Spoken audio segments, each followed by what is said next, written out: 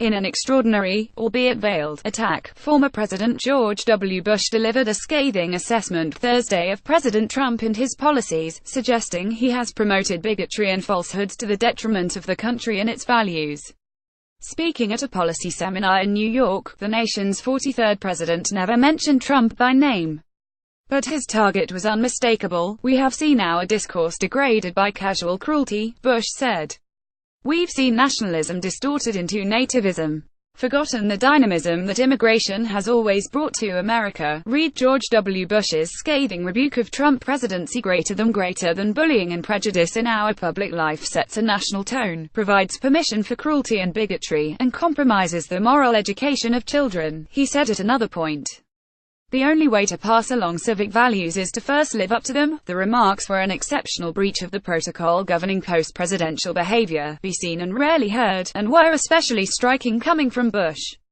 He has gone to great lengths ignoring repeated provocations from Trump, who savaged the former president's younger brother Jeb in the 2016 campaign and often assailed Bush's administration. He has, as matter of principle, made it a point not to comment on ongoing matters of political interest. "I actually heard him in person talk about this," said Russell Riley, co-chairman of the Presidential Oral History Program at the University of Virginia's Miller Center. "I think he wouldn't do this unless he felt obligated to do so." Some who know Bush suggest he reached a breaking point and felt it no longer tenable to ignore Trump's daily trampling of political and presidential norms. "I think Trump has stretched the bounds of decency to a point where Bush is highly offended on the part of the nation," said Don Sipple, a political ad maker who helped elect Bush governor of Texas and has periodically been in touch with the former president. "Bush is a traditionalist, and I think he thinks the presidency is being besmirched." Bush delivered the stinging rebuke of his fellow Republican as part of a larger survey of the political horizon at home and abroad.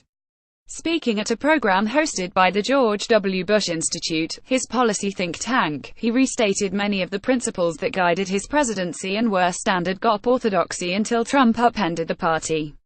Bush celebrated the virtues of free trade and robust engagement around the world, saying they have contributed to stability and prosperity for the better part of a century.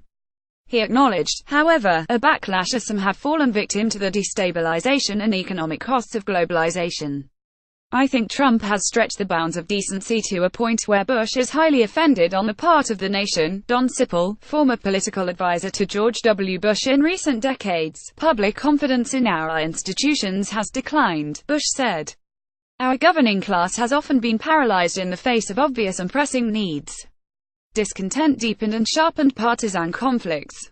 Bigotry seems emboldened. Our politics seems more vulnerable to conspiracy theories and outright fabrication." Hours before the speech, Trump suggested via Twitter that the FBI, Russian officials and the Democratic Party colluded to create a dossier of potentially incriminating information about him during the 2016 race.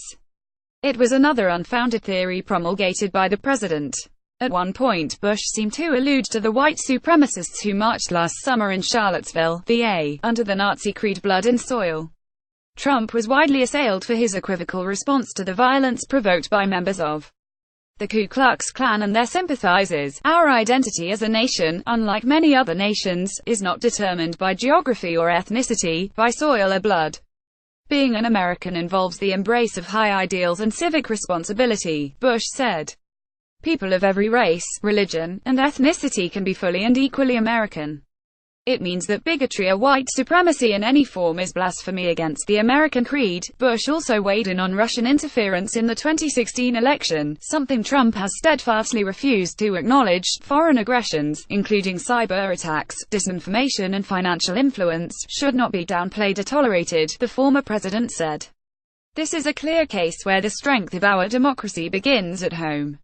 We must secure our electoral infrastructure and protect our electoral system from subversion." The indictment was unlike any in the modern history of the presidency, when those who have held the office abide by a mutual if informal agreement not to publicly criticize their successors.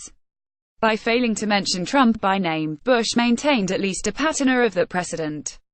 Stuart K. Spencer, who has spent more than 50 years in Republican politics as chief strategist for President Reagan and informal counsel to others who held the office, said Bush was probably very upset, and maybe even irate over Trump's actions. Not, Spencer said, that his cutting remarks are likely to change the president's pugnacious approach, not for a second. Not for a millisecond, Spencer said. I think it's pretty well established how he handles himself. He's going to do what he wants to do.